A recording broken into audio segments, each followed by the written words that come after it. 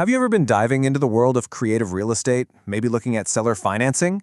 If you have, you've probably run into this one, kind of official-sounding phrase. So today, we're going to pull it apart and figure out what in the world is a Dodd Frank compliant buyer. So let's say you're thinking about buying a home, or maybe you're on the other side, looking to sell, and you're considering a seller finance deal. You know, it's a pretty popular way to go, but you've got to know that it comes with its own very specific rulebook. And if you're in that world, I can almost guarantee you've heard this phrase, Dodd Frank compliant buyer. It sounds super technical, right? Like something straight out of a law textbook. But don't worry, we're going to demystify it right now. Okay, so at its heart, it's actually pretty simple.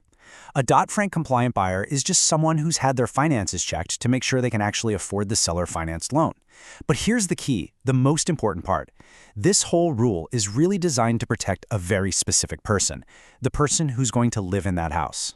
So, you might be asking, why does this rule even exist?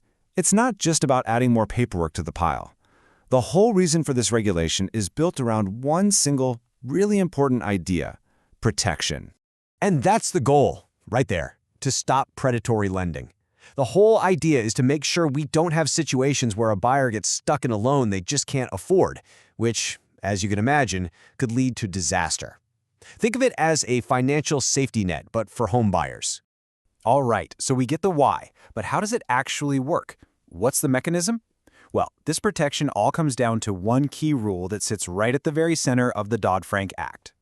And here it is. It's called the Ability to Repay Rule, or ATR for short. This is really the beating heart of these consumer protections. It basically says that before any loan is made, the lender, which in this case is the seller, has to make a real, good faith effort to make sure the borrower can actually pay that loan back. So how does that work in practice? Well, you can think of the seller as a kind of financial gatekeeper. First, they have to check out the buyer's finances, their income, their assets, any other debts.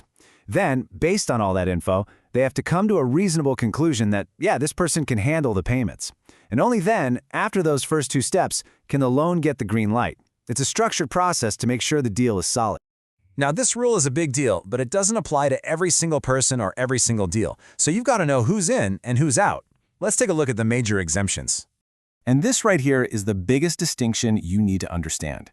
Over on the left, we have owner-occupants. These are people buying a house to be their primary residence, their home. The law is there to protect them. But on the right, you've got investors. If someone's buying a property to rent it out or to flip it, the ability to repay rule generally doesn't apply. The law basically assumes investors are more experienced and don't need that same level of protection. And there's another really important exemption, this time for the seller. An individual person, not a big company, can often be exempt from these rules even if they're selling to someone who plans to live there. The main catch? They can only do this kind of seller financing on one property per year. It's a rule that allows for those smaller, one-off deals to happen more easily. Okay, we've covered a lot of ground: the what, the why, and the who. So let's bring it all together and boil it down to the essentials. What does all of this actually mean for you? So if you only remember three things, let it be these. First, Dodd-Frank is all about protecting people who are buying a home to live in. That's its main job. Second, the way it does that is through the ability to repay rule, making sure people don't get loans they can't afford.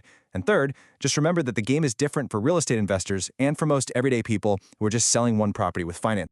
And all this really brings up a much bigger question, doesn't it? Rules like Dodd-Frank offer this really important safety net. But it also makes you think, when it comes to huge financial decisions like buying a home, where do we draw the line between government protection and just plain old personal responsibility? It's a really interesting thing to think about. Thanks so much for tuning in.